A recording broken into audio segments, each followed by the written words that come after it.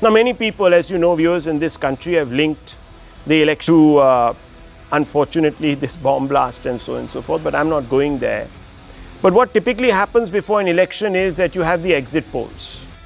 And viewers, the exit polls seem to be suggesting that there is a direction in which the outcome is headed, and that is firmly in the direction of the NDA. And that the India bloc is going to be sort of left out in the cold.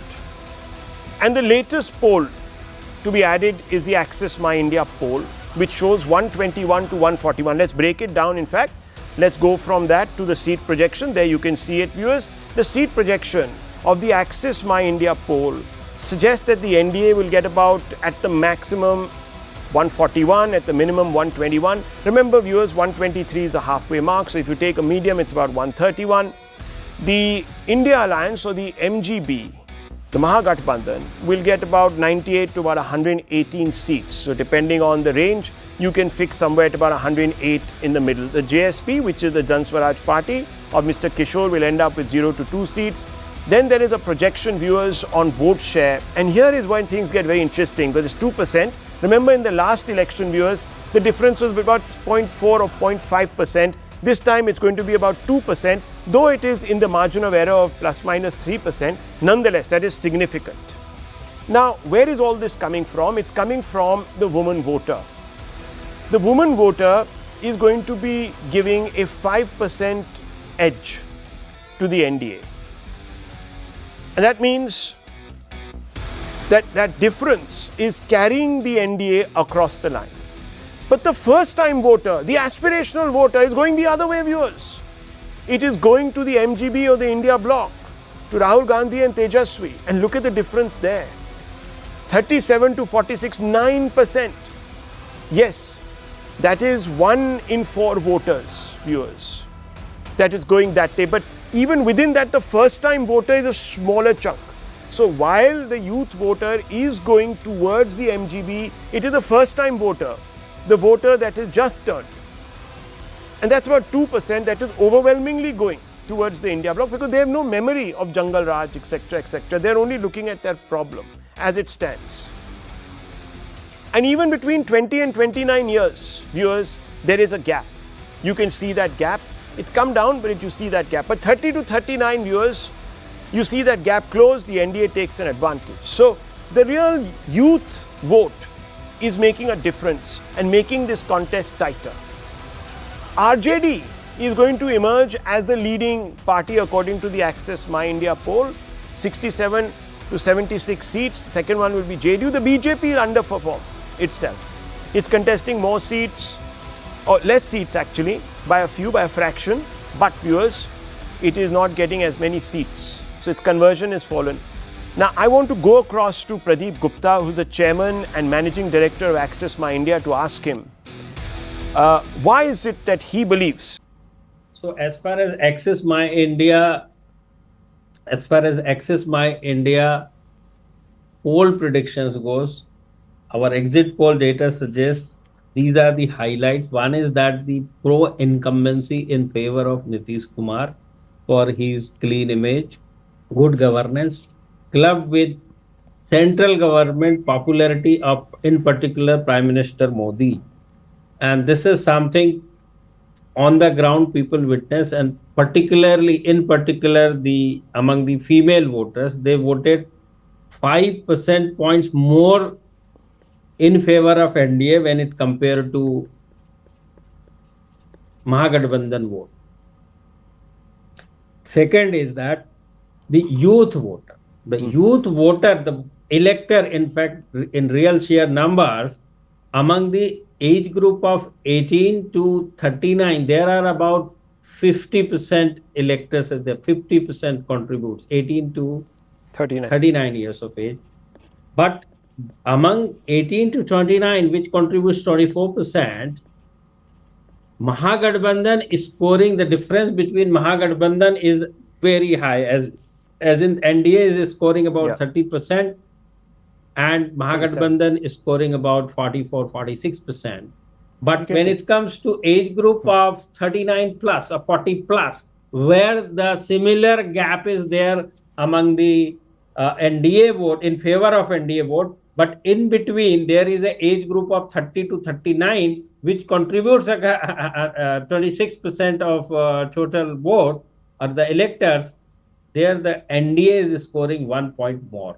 So in a nutshell, the Mahila vote, then the youth vote, and of course when you talk about the Bihar, the caste arithmetic is very important, and but in particular Muslim and Yadav votes is solid consolidation is happening in favor of Mahagathbandhan, which contribute together about 32% of the population of the Bihar. These are the key highlights I think has come to our mind. And as far as the Prashant Kishore party goes,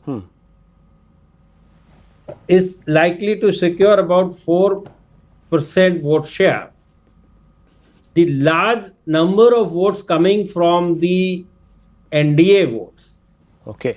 Had there been no Prashant Kishore in this election, then NDA would have scored much larger number of vote shares, so as the seat shares.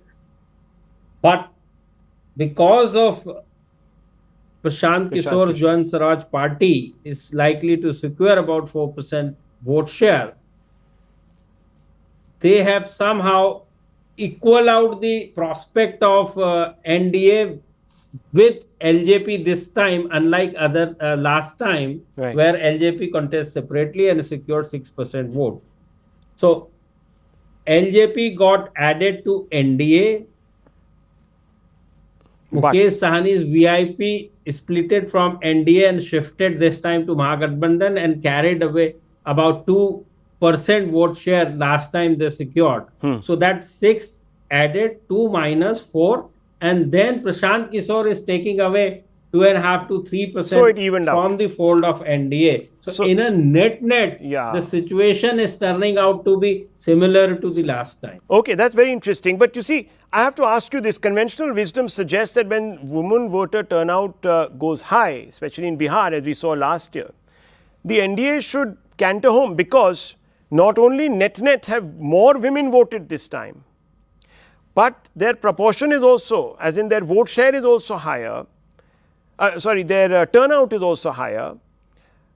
So fundamentally, they are 50% in one sense of the electorate, or maybe even more, that voted. So should not that sort of be a massive advantage for the NDA, Pradeep ji? Yes, definitely. Yes. I mean, that's the decisive factor. If you try and single out, though there are many factors, but if you try and single out the factor among the NDA and Mahagathbandhan prospect, women voter turnout, number one. Number two, the alignment of women in particular with Nitish Kumar and Prime Minister Narendra Modi. This is something is turning out to be decisive.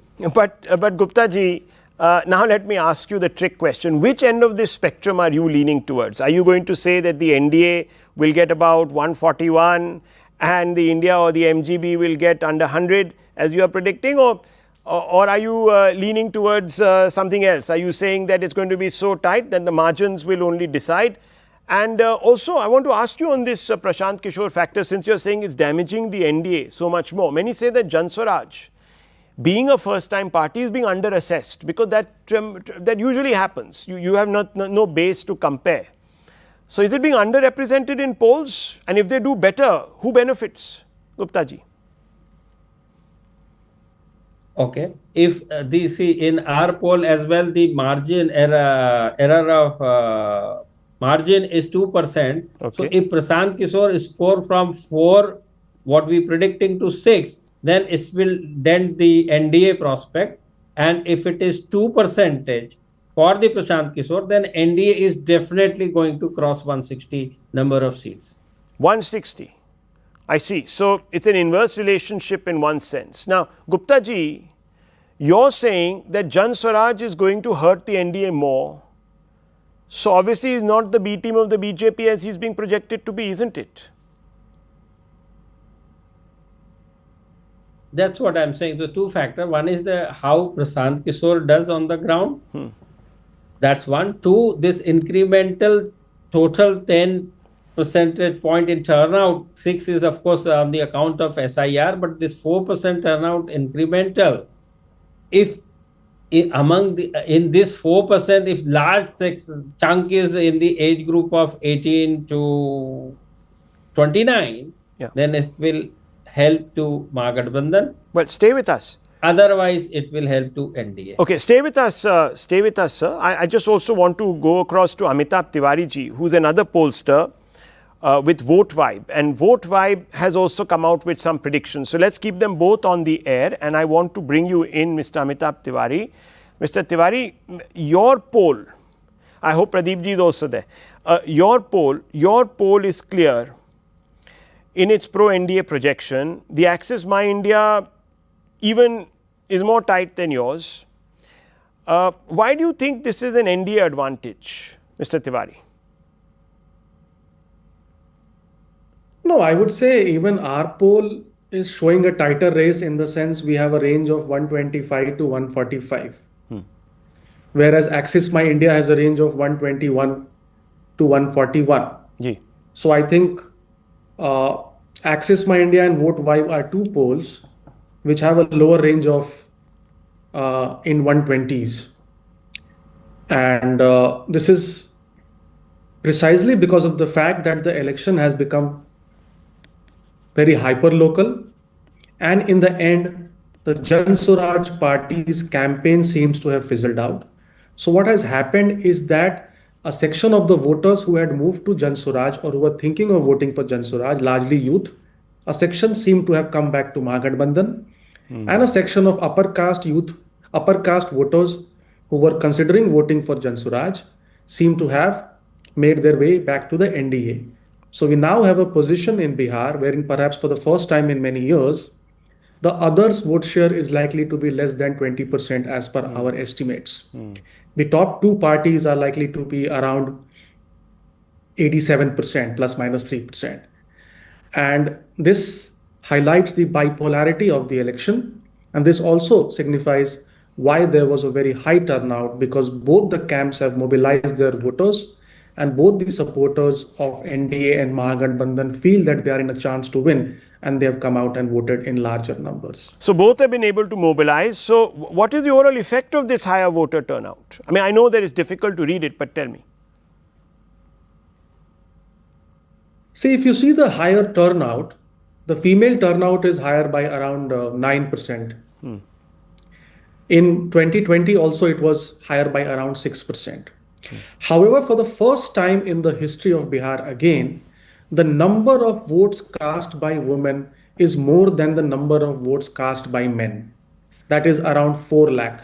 That translates into roughly 1800 voters per 1800 votes per assembly seat. So on an average, 1800 women per assembly seat have voted more than men in this assembly election.